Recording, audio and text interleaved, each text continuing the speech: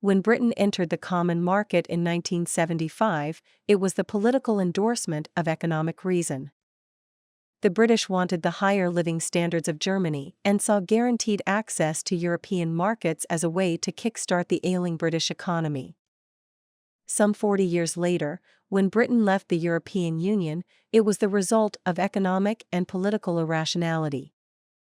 Yet Britons did not vote in protest at the small print of the Common Agricultural Policy.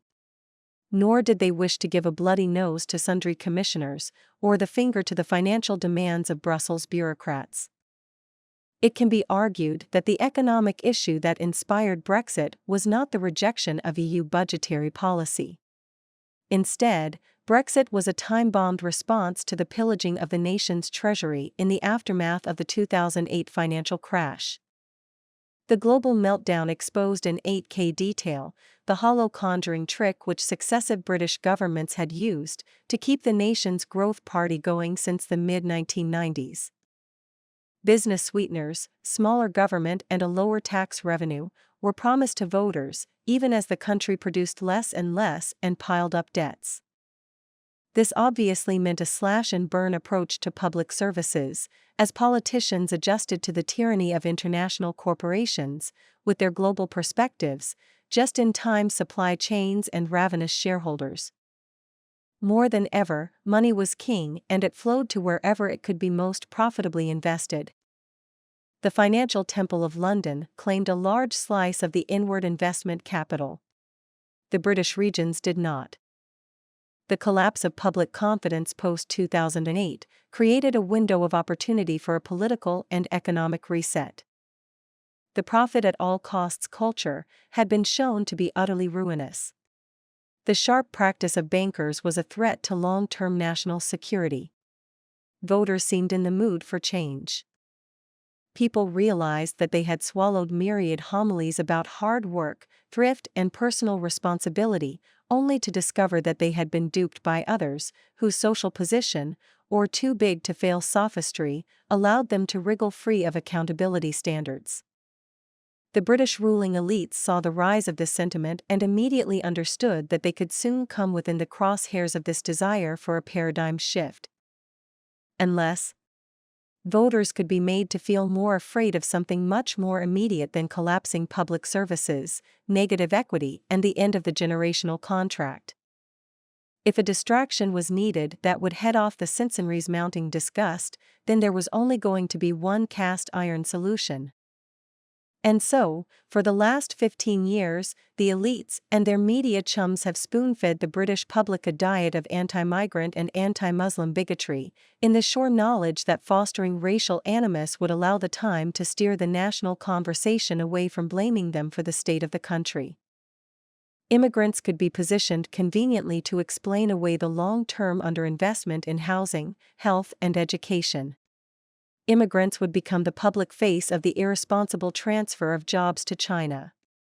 Migration would be the collective point of ire for post-work, drug-addled communities, devastated by deliberate deindustrialization and the switch to the financialization of the economy. Migrants would be condemned for hastening the social, moral, and civic decline in our cities that terrifies so many. And in Nigel Farage, the elites had their man in place, someone who could keep a straight face as he told voters they should willingly abandon economic good sense and throw away their children's futures on an anti-EU hissy fit. Instead, said Farage, they should concentrate on the numbers of foreign nationals serving time in British prisons, and the threat that Asian Muslims pose to white British girls in care homes, and the terror plots and outrages, and so on. This campaign pitch had been tried under Michael Howard's leadership of the Conservative Party during the long Blair-Brown era of opposition. William Hague had occasionally summoned the race devil too, during his term as Tory leader, but neither had the charisma and outsider appeal of Farage. So, where are we now, some 9 years after the decisive Brexit vote and 5 years after Britain left the EU? Whatever it might say in public, the governing Labour Party, with little money to spend and no room to maneuver, is seeking an economic realignment with the European Union. It knows that Britain's rapprochement with Europe will take 20 years or more to bear fruit, because politically, Labour dare not be accused of betraying Brexit. And therein lies the political problem of this very British shambles. Brexit is the curse that never goes away. The vote was not the end of a political argument in Britain about the country's post-imperial role, or its relationship with its closest neighbours. Brexit has proven to be a gigantic energy boost to forces in the country who want nothing less than the corporate hijack of the nation. The vote to leave Europe was proof that the British public could be duped into imposing economic sanctions on the country, so long as a reduction in immigrant numbers was also part of the Faustian bargain. This is why the country appears so angry and so fractious. The loss of direct access to the EU has contracted the British economy by as much as 4%. But it is clear that the country cannot reduce its migrant numbers, even with a Conservative government driving the process for much of the last 15 years. Voters in the northern Red Wall towns and cities, who believed the promises of Johnson, Farage, Gove and others, feel betrayed. Yet, according to opinion polls, they cannot quite bring themselves to turn on the purveyors of the Brexit snake oil.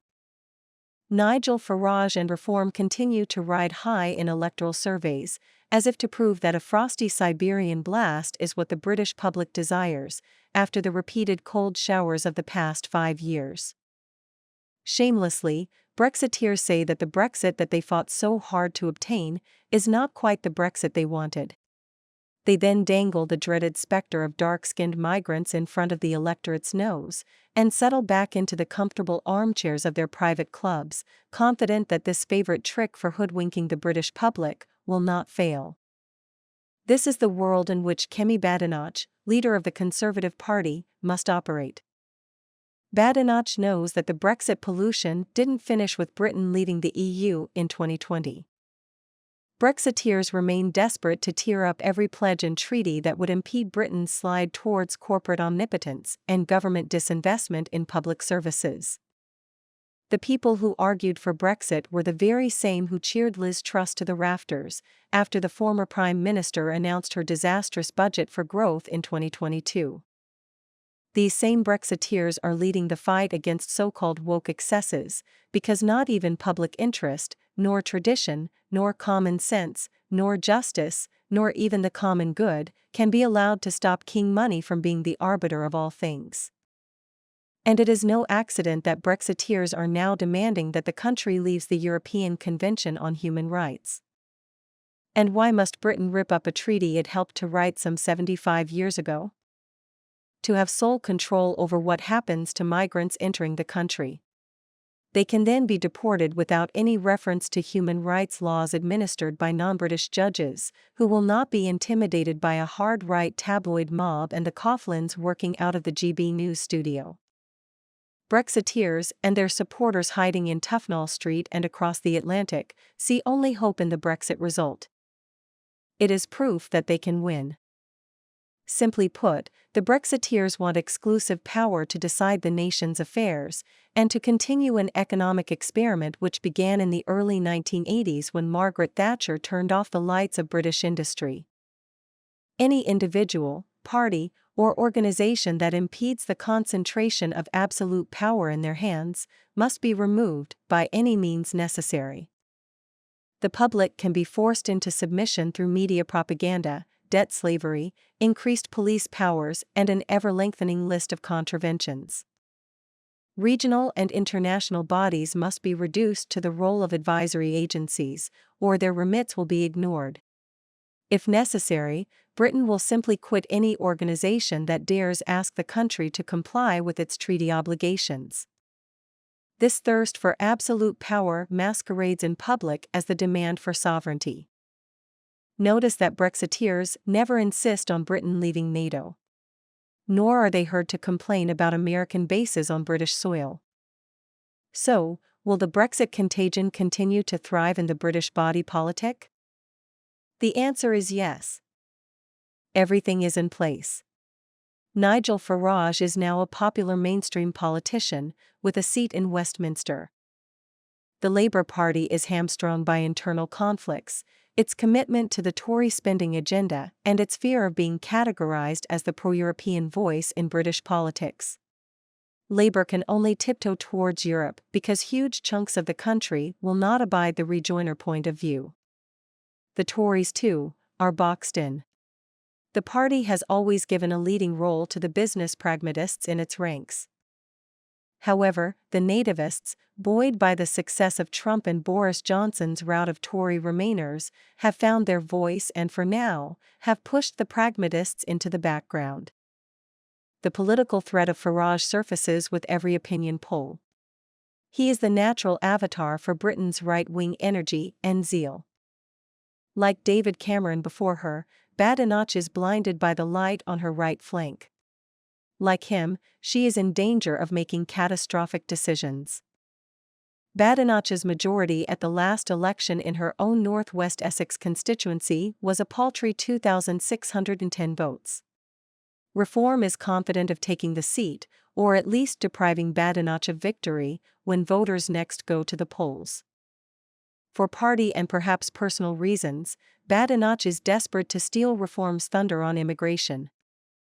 Ahead of the Labour government's border security, asylum and immigration bill, which will soon be debated in Parliament, Badenoch announced that immigrants should only be allowed to apply for British citizenship after 15 years of being in the UK.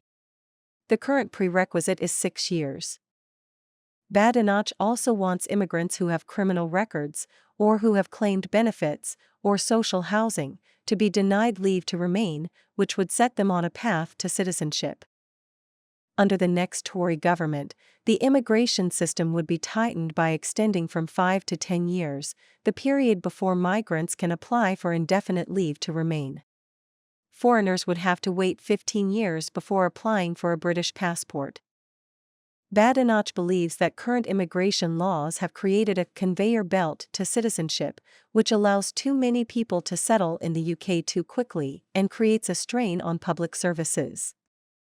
It remains to be seen whether the first policy announcement under Badenoch's leadership will be enough to satisfy Reform voters, or even match for toughness, the no-surrender hardline of Nigel Farage. What is clear is that Badenoch and the Conservative Party are singing increasingly from the Reform hymn sheet. By the next election, no one should be surprised if the party's manifesto contains a commitment to leaving the ECHR. Theresa May's Conservative government wanted to deport thousands of Windrush generation black people who thought their immigration status was in compliance with their homeland's rules. The government apologized for its cruelty, but here is Badenoch looking to save her political skin by threatening to treat the country's legal migrants as if they were guest workers, a policy that most governments abandoned some 40 years ago. And as she is black, the policy cannot possibly be racist. Of course, there is a place for immigration control.